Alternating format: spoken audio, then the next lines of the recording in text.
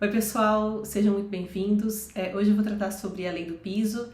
Existe uma certa controvérsia jurídica para saber se essa legislação está ou não em vigor, né? A lei do piso, ela é do ano de 2008, né? Ela foi feita sob o Fundeb de 2006, que vigorou até o ano de 2020, né? O que aconteceu? A partir de 2020, né, a gente teve um novo Fundeb, que começou a valer a partir de 2021.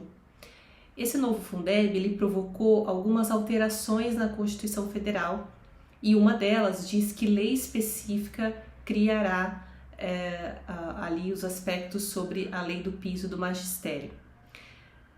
E aí criou-se uma certa celeuma, né, para saber se a lei do piso anterior ainda está vigente, né, porque o Constituinte indica que é necessário criar uma lei específica a respeito do assunto, né, ignorando que existe uma, e o que fazer numa situação de lacuna legislativa, né, ou seja, se não existe uma lei do piso, como sustentam alguns, como que a gente consegue fazer a repartição dos recursos e fazer o reajuste anual do piso, sendo que não existe uma lei do piso, né?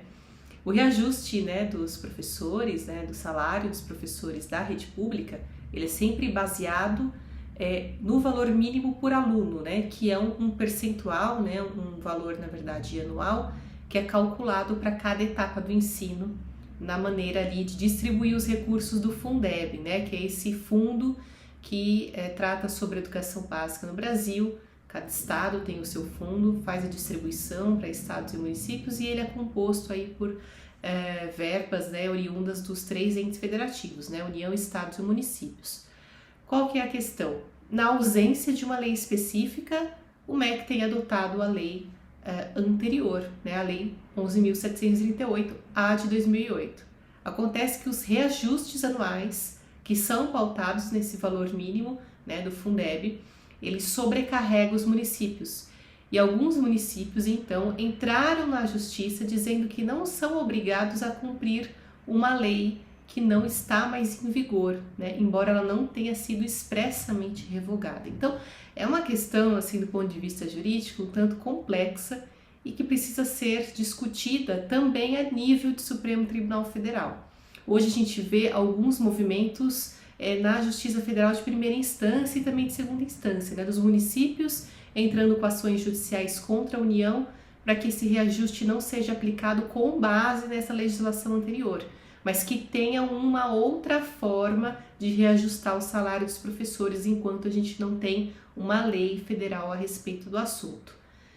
Também é uma forma da gente discutir esse assunto, né, e é o espaço mais adequado no Congresso Nacional, em que o aspecto, né, da remuneração dos professores tem que ser repensado, também coadunado com a questão também do financiamento da educação pública, né, ou seja, com o Fundeb, para que esses professores de fato tenham um direito ao piso e ao plano de carreira, né? Então, precisa garantir que de fato ele seja cumprido e que esses professores tenham uma perspectiva de carreira, porque o que acontece na prática são muitos municípios, inclusive de estados mais ricos, que não conseguem, né, com os seus recursos, atingir o valor mínimo, né, que é o piso. Muitas vezes não é nem porque não tem dinheiro no orçamento, é porque existe uma certa imbricação entre a necessidade de fazer esse ajuste salarial e a lei de responsabilidade fiscal, que impõe um teto máximo de gastos, né, com o funcionalismo público.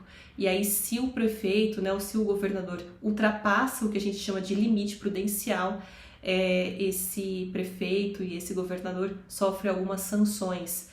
Então, na prática, entre a lei do piso e a lei de responsabilidade fiscal, o ente federativo vai optar pela lei da responsabilidade fiscal, né? E aí os professores ficam desamparados. Então, a gente precisa pensar numa estrutura realmente de remuneração dos professores que contemple essa questão da lei de responsabilidade fiscal para que os estados e municípios tenham maior flexibilidade, né, inclusive em dar aumento, em garantir um plano de carreira e também garantir, é claro, a complementação da União, o que está previsto na nova regra do Fundeb.